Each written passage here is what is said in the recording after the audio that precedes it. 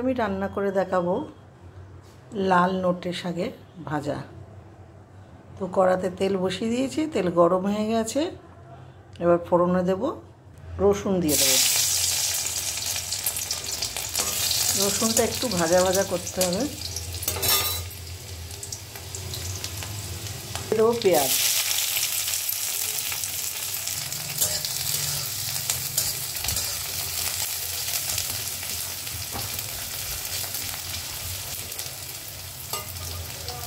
পেঁয়াজ আর রসুনটা ভাজা হয়ে গেছে। এবার এর মধ্যে দিয়ে দেবো আমি কিছুটা চিংড়ি মাছ।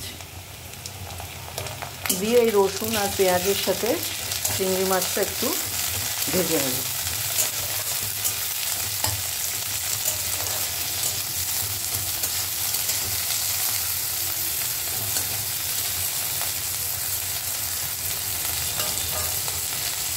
এবার আমি দিয়ে দেবো নোটে শাক ধুয়ে কেটে রেখেছি।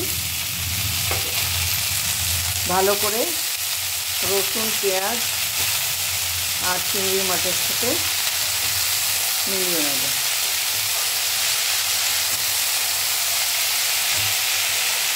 দিয়ে দেবো 3টে কাঁচা লঙ্কা,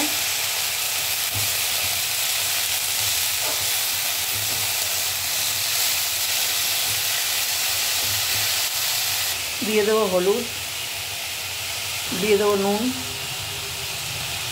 সব ভালো করে মিশিয়ে নেব। এই শাকটা খুব নরম, ঢাকা দেওয়ার দরকার পড়ে না। অল্প একটু ভাজার পরেই শাকটা নরম হয়ে যায় এবং রান্নাটা হয়েও যায়।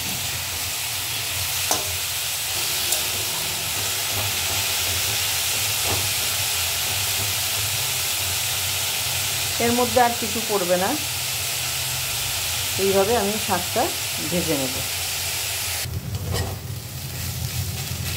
হয়ে গেল আমার লাল নোটে শাক ভাজা।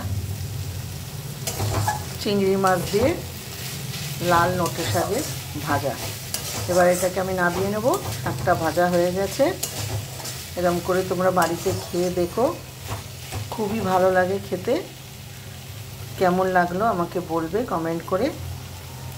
আর ভিডিওটা লাইক করো সবাই। সবাই ভালো থেকো।